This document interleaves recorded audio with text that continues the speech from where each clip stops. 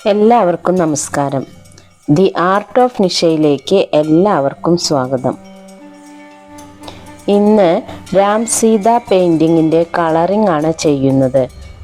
ഇതിൻ്റെ സ്കെച്ചിങ് ചെയ്തത് ഞാൻ അപ്ലോഡ് ചെയ്തിട്ടുണ്ട്. കാണാത്തവർ തീർച്ചയായും കാണണം. ലിങ്ക് ഞാൻ മുകളിൽ ഐ ബട്ടണിൽ കൊടുത്തിട്ടുണ്ട്.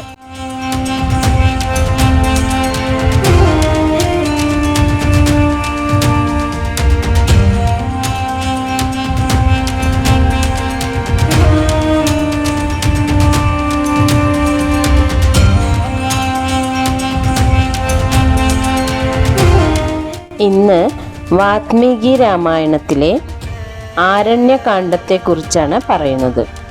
അച്ഛൻ ദശരഥൻ്റെ വാക്കുകൾ പാലിക്കുന്നതിനായി ശ്രീരാമചന്ദ്രൻ ദണ്ഡകാരണ്യത്തിലേക്ക് പുറപ്പെട്ടു. സീതയും ലക്ഷ്മണനും രാമനെ അനുഗമിച്ചു. അയോധ്യാവാസികൾ ഒന്നടങ്കം രാമൻ്റെ വിയോഗത്തിൽ ദുഃഖിച്ചു. ദശരഥ മഹാരാജാവിന് ഈ ദുഃഖം താങ്ങാനാവുന്നതിലും അപ്പുറമായിരുന്നു. അദ്ദേഹം പുത്രദുഃഖത്താൽ താമസിയാതെ മരണപ്പെട്ടു.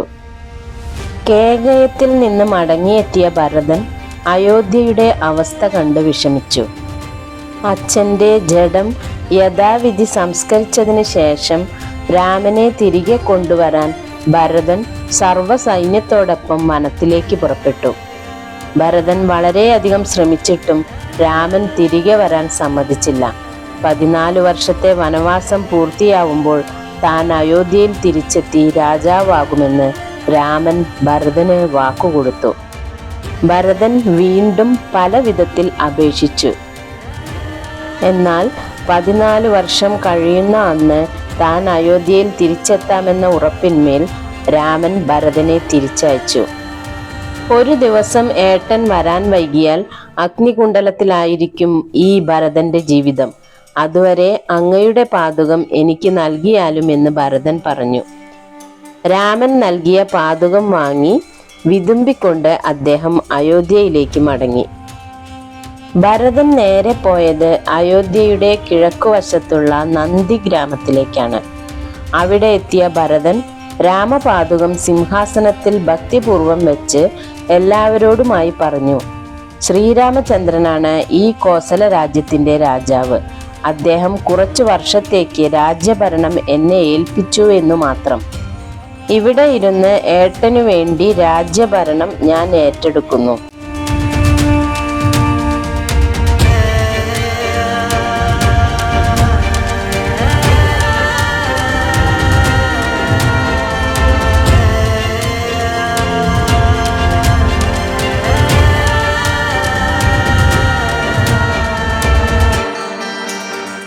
ചിത്രകൂടത്തിൽ നിന്നും സീതാ രാമലക്ഷ്മണന്മാരും യാത്രയായി.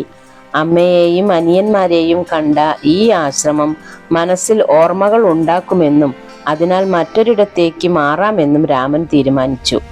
വഴിയിൽ അത്രി മഹർഷിയുടെ ആശ്രമത്തിലെത്തി. അത്രി മഹർഷിയുടെ ഭാര്യ അനസൂയ അവരെ സ്വീകരിച്ചു. അനസൂയ സീതയ്ക്ക് മകൾക്ക് എന്ന പോലെ പതിവ്രതാധർമ്മങ്ങൾ വിശദീകരിച്ചു. അവർ സീതയ്ക്ക് ആഭരണങ്ങളും വസ്ത്രങ്ങളും സമ്മാനിച്ചു. അവരുടെ അനുഗ്രഹങ്ങൾ ഏറ്റുവാങ്ങി സീതാരാമലക്ഷ്മണന്മാർ ഉൾവനത്തിലേക്ക് നടന്നു. രാമലക്ഷ്മണന്മാർ സീതാദേവിയെയും കൊണ്ട് ദണ്ഡകാരണ്യത്തിലേക്ക് പ്രവേശിച്ചു. വഴിയിൽ വിരതൻ എന്ന രാക്ഷസൻ പ്രത്യക്ഷപ്പെട്ടു. ആരെയും പേടിപ്പെടുത്തുന്ന ഭീകര രൂപമായിരുന്നു അവൻ്റേത്. കയ്യിൽ പുലി, സിംഹം എന്നിവയുടെ തല കോർത്ത് വച്ചിരുന്ന ഒരു കുന്തവുമുണ്ടായിരുന്നു. ആ രൂപം ഓടി വന്ന് സീതാദേവിയെ എടുത്ത് തോളിൽ വെച്ചു. അത് കണ്ടപ്പോൾ രാമന് ദേഷ്യമടക്കാനായില്ല. അദ്ദേഹത്തിന്റെ ബാണമേറ്റപ്പോൾ തന്നെ വിരാതൻ സീതാദേവിയെ താഴെ വെച്ചു. അവന്റെ രൂപം ഒരു യുവാവിൻ്റെതായി മാറി. തൻ്റെ കർമ്മദോഷം കൊണ്ട് കുബേരന്റെ ശാപമേറ്റാണ് തുമ്പുരു എന്ന ഗന്ധർവനായ ഞാൻ രാക്ഷസനായതെന്നും രാമബാണമേറ്റാൽ ശാപമോക്ഷം ലഭിക്കുമെന്നും അയാൾ പറഞ്ഞു. സീതാരാമന്മാരെ നമസ്കരിച്ച ശേഷം അദ്ദേഹം അപ്രത്യക്ഷനായി. അവർ പിന്നെയും യാത്ര തുടർന്ന് അഗസ്ത്യാശ്രമത്തിലെത്തി. അഗസ്ത്യമുനിയുടെ നിർദ്ദേശപ്രകാരം പഞ്ചവടിയിൽ താമസിക്കാൻ തീരുമാനിച്ചു. അവിടെ വച്ച് ഒരു മരത്തിൽ ഭീമാകാരനായ ഒരു പക്ഷി ഇരിക്കുന്നത് അവർ കണ്ടു. ഞാൻ ദശരഥ മഹാരാജാവിൻ്റെ സുഹൃത്തായ ജടായു ആണെന്ന് ആ പക്ഷി ശ്രേഷ്ഠൻ പറഞ്ഞു. ഈ വനത്തിൽ നിങ്ങൾക്കൊരാപത്തുമില്ലാതെ ഞാൻ കാത്തുകൊള്ളാമെന്നും അദ്ദേഹം ഉറപ്പു നൽകി. അങ്ങനെ പഞ്ചവടിയിൽ താമസിക്കുന്ന സമയത്താണ് രാവണന്റെ സഹോദരി ശൂർപ്പണഖ അവിടെ എത്തുന്നത്. ശ്രീരാമചന്ദ്രന്റെ ശരീരമുഖ സൗന്ദര്യം ആ രാക്ഷസിയെ വല്ലാതെ ആകർഷിച്ചു. അവർ രാമനു സമീപം ചെന്ന് സീതയെ ഉപേക്ഷിച്ച് തന്നെ വിവാഹം ചെയ്യാൻ ആവശ്യപ്പെട്ടു. അത് കേട്ട രാമൻ പറഞ്ഞു, എൻ്റെ വിവാഹം കഴിഞ്ഞതാണ്, അതിനാൽ എനിക്ക് നിന്നെ വരിക്കാനാവില്ല. എൻ്റെ അനുജന് സമ്മതമാണെങ്കിൽ അവനെ വിവാഹം ചെയ്തുകൊള്ളൂ. അത് കേട്ട അവൾ ലക്ഷ്മണനോട് തൻ്റെ ഇംഗിതം അറിയിച്ചു. ഞാൻ വെറും ദാസൻ മാത്രമാണെന്നും ദാസപത്നിയായി ഇരിക്കേണ്ടവളല്ല രാവണന്റെ സഹോദരി എന്നും ഏട്ടന്റെ രണ്ടാം ഭാര്യയായി കഴിയേണ്ട യോഗ്യത നിങ്ങൾക്കുണ്ടെന്നും ലക്ഷ്മണൻ പറഞ്ഞു. ഇവർ തന്നെ പരിഹസിക്കുകയാണെന്നും സീത കൂടെ ഉള്ളതുകൊണ്ടാണ് രാമൻ തന്നെ ഒഴിവാക്കുന്നതെന്നും ശൂർപ്പണഖയ്ക്ക് തോന്നി. അതുകൊണ്ട് അവളെ കൊന്നുകളയാമെന്ന ഉദ്ദേശത്തോടെ സീതയ്ക്ക് നേരെ ക്രോധത്തോടെ നോക്കി. അത് കണ്ട രാമൻ പറഞ്ഞു, നിഷ്ഠൂര സ്വഭാവക്കാരോട് തമാശയരുത്. ഈ വികൃത രൂപിണിയെ ഒന്നുകൂടെ വികൃതയാക്കി വിടൂ ലക്ഷ്മണ. ഏട്ടന്റെ വാക്കുകൾ കേട്ട് ലക്ഷ്മണൻ തൻ്റെ വാളുകൊണ്ട് ശൂർപ്പണഖയുടെ മൂക്കും ചെവിയും അറുത്തു കളഞ്ഞു. വേദന കൊണ്ട് അവൾ അലറി വിളിച്ചു. അത് കേട്ട് ഘോര വനമാകെ വിറങ്ങലിച്ചു പോയി. ഒരു കൊടുങ്കാറ്റ് പോലെ വനത്തിനുള്ളിലേക്ക് അവൾ ഓടിയൊളിച്ചു. അവൾ നേരെ പോയത് സഹോദരനായ ഖരന്റെ അടുത്തേക്കാണ്. ഖരൻ 14 രാക്ഷസന്മാരെ രാമലക്ഷ്മണന്മാരെ കൊല്ലാനായി നിയോഗിച്ചു. രാമബാണമേറ്റ് 14 രാക്ഷസന്മാരും നിലംപതിച്ചു. ശൂർപ്പണഖയിൽ നിന്നും വിവരങ്ങൾ അറിഞ്ഞ ഖരൻ പിന്നീട് 14,000 സൈന്യങ്ങളുമായി യുദ്ധത്തിന് പുറപ്പെട്ടു. രാക്ഷസ പടയുടെ പെരുമ്പറ നാദം കേട്ട് രാമൻ ലക്ഷ്മണനോട് പറഞ്ഞു, അനുജ, നീ സീതയെയും കൂട്ടി ഗുഹയിൽ പോയിരിക്കുക. ഈ രാക്ഷസന്മാരെ മുഴുവൻ ഇല്ലാതാക്കാൻ നിനക്കാവുമെന്ന് എനിക്കറിയാം. എന്നാൽ ഇപ്പോൾ ഞാൻ പറയുന്നത് അനുസരിക്കുക. അങ്ങനെ രാമൻ കോദണ്ഡവുമായി തയ്യാറായി നിന്നു. രാമപരാക്രമണങ്ങളിൽ രാക്ഷസന്മാർ തലങ്ങും വിലങ്ങും ഓടി. കാര്യമെന്താണെന്ന് തിരിച്ചറിയും മുമ്പേ ഒട്ടുമിക്കവരും നിലംപൊത്തിയിരുന്നു. അവസാനം ഖരനെയും രാമൻ വധിച്ചു.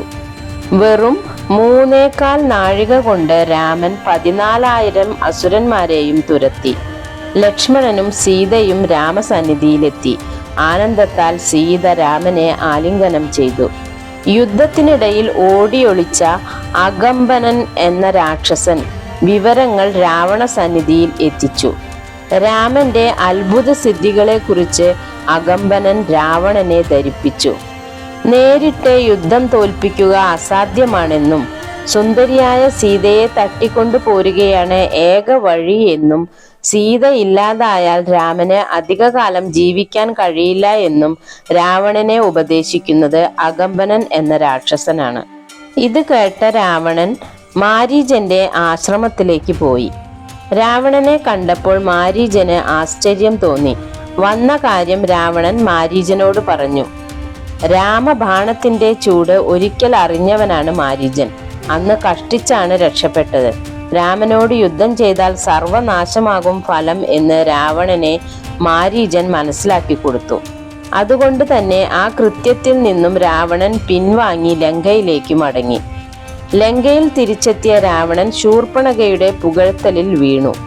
കൈലാസമെടുത്ത് അമ്മാനമാടിയവൻ, നാഗകുലപതിയായ വാസുകിയെ തോൽപ്പിച്ചവൻ, കുബേരനെ തോൽപ്പിച്ച് പുഷ്പക വിമാനം സ്വന്തമാക്കിയവൻ, സർപ്പരാജാവായ തക്ഷകന്റെ ഭാര്യയെ കവർന്നെടുത്തവൻ, ദേവഗന്ധർവന്മാർക്ക് പോലും തന്നെ തോൽപ്പിക്കാൻ കഴിയില്ല എന്ന് വരം നേടിയവൻ. ഇങ്ങനെയുള്ള രാവണൻ എന്തിന് രാമനെ ഭയക്കണം? സ്വന്തം സഹോദരനെ കൊന്നവനോട് രാവണൻ പകരം ചോദിക്കാൻ തന്നെ ചെയ്യണം. കൂടാതെ സീതാദേവിയുടെ സൗന്ദര്യ വിശേഷണങ്ങൾ കൂടി വർണ്ണിച്ചു കേൾപ്പിച്ചു. അത് കേട്ടപ്പോൾ രാവണന്റെ മനസ്സ് നിയന്ത്രണാതീതമായി. അദ്ദേഹം വീണ്ടും മാരീചാശ്രമത്തിലേക്ക് ഓടി. രാവണൻ ഒരു രഹസ്യ പദ്ധതി മാരീചന് വിവരിച്ചു കൊടുത്തു. അതീവ സൗന്ദര്യമുള്ള ഒരു സ്വർണമാനിന്റെ വേഷം ധരിച്ച് രാമന്റെ ആശ്രമത്തിനടുത്ത് പോയി നിൽക്കാൻ മാരീചനോട് പറഞ്ഞു. മാനിനെ കാണുന്ന സീത അതിനെ സ്വന്തമാക്കാൻ ആഗ്രഹിക്കും. രാമൻ അതിനെ പിടിക്കാൻ പോകുന്ന തക്കം നോക്കി ഞാൻ സീതയെ തട്ടിക്കൊണ്ട് ലങ്കയിലേക്ക് പറക്കും. പദ്ധതി കേട്ട മാരീചൻ തളർന്നുപോയി. ഇതിൽ നിന്നും പിന്മാറാൻ മാരീചൻ പലതും പറഞ്ഞു നോക്കി. തനിക്കും സഹോദരങ്ങൾക്കും മുൻപുണ്ടായ അനുഭവങ്ങൾ വിവരിച്ചു. വിഭീഷണനോട് ചോദിച്ചിട്ട് മതി തീരുമാനമെടുക്കാൻ എന്നുകൂടി പറഞ്ഞു നോക്കി. എന്നാൽ രാവണന്റെ തീരുമാനം ഉറച്ചതായിരുന്നു. ഇതിന് നീ സമ്മതിച്ചില്ലെങ്കിൽ നിന്റെ അന്ത്യമായിരിക്കും എന്ന് രാവണൻ പറഞ്ഞു. ദുഷ്ടരായ രാവണന്റെ കൈകൊണ്ട് മരിക്കുന്നതിലും ഭേദം രാമന്റെ കൈകൊണ്ട് മരിക്കാം എന്ന് ചിന്തിച്ച് മാരീചൻ അതിന് സമ്മതിച്ചു.